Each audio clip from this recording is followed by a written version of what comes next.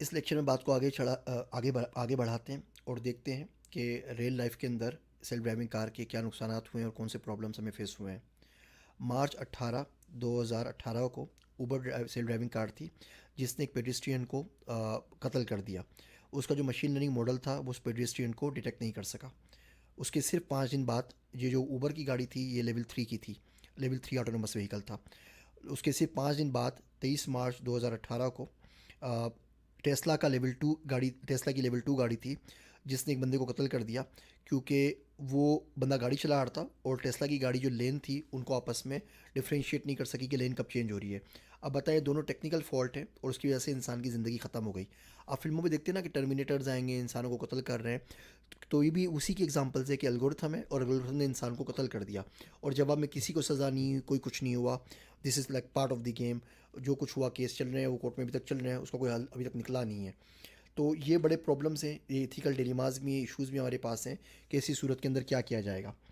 Tesla का नाम इसलिए मशहूर है कि एलोन मस्क की वजह से ये बहुत ज़्यादा पॉपुलराइज हो गई है, लेकिन जितनी भी बड़ी ब्रांड्स हैं वो सब के सब सेल्फ ड्राइविंग पे काम कर रही हैं। Toyota, Subaru, Volkswagen, Volvo, Mercedes Benz, Waymo, Renault, GM, ये सारे के सारे हैं और इन तमाम ने दुनिया की मेजर सिटीज़ के अंदर सेल्फ ड्राइविंग कार्स चलाना शुरू कर दिए हैं।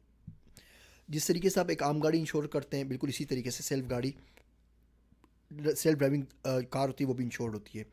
कोई भी गाड़ी ऐसी नहीं है, कोई भी आप सेल्फ ड्राइविंग कार लेंगे उसके लिए आपको दरवाज़ा खोलना पड़ेगा, उसको आपको स्टार्ट के इंजन को क्लिक करना पड़ेगा, उसको उसको आपको पार्किंग से निकालना पड़ेगा, बाद में वो हल्के हल्के वो ऑटोमेशन विल टेक ओवर। लेकिन जो 100% कि जो खुद ही स्टार्ट कर ले, खुद ही दरवाज़ा खोल ले, खुद ही गैराज से बाहर निकल आए, ऐसी गाड़ी अभी तक नहीं बनी है, क्योंकि इनके प्राइस टैग ज़्यादा होते हैं और ये बड़ी क्या कहते हैं फैंसी किस्म की चीज़ें हैं, तो इनकी इंश्योरेंस भी ज़्यादा होती है।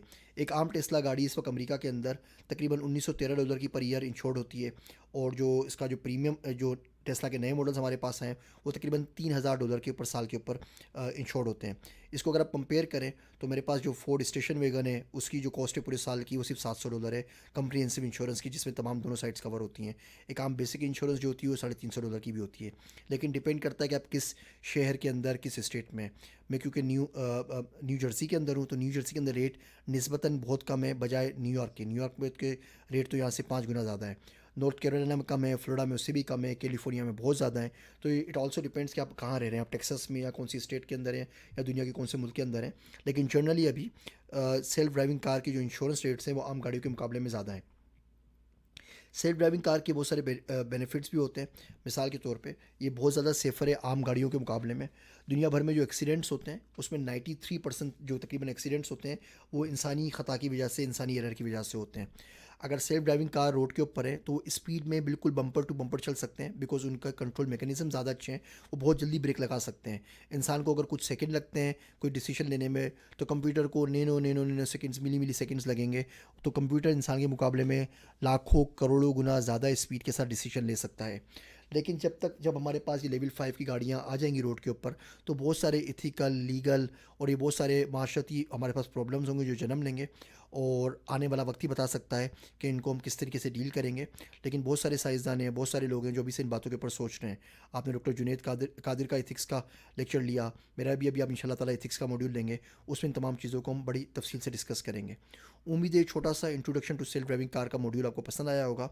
अगले लेक्चर्स में आपके पास एक हमारे स्टूडेंट है मोहम्मद नौफिल, कराची पाकिस्तान के, उन्होंने एफआईपी में सेल्फ ड्राइविंग कार बनाई है, वो आप देखेंगे। और उसके बाद बड़ा डिटेल मॉड्यूल है गेस्ट लेक्चर का मिस सना रशीद का लेटविया से, वो आपको सिखाएंगी आप अपनी सेल्फ ड्राइविंग कार कैसे डिज़ाइन कर सकते हैं।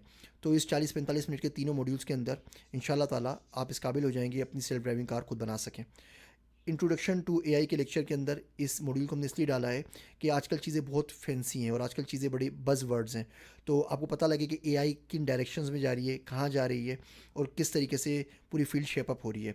डीप फेक के ऊपर भी इंशाल्लाह ताला मॉड्यूल बना के हम उसके साथ आपके सामने हाजिर होंगे। मेरे कोर्स लेने का, लेक्चर लेने का शुक्रिया।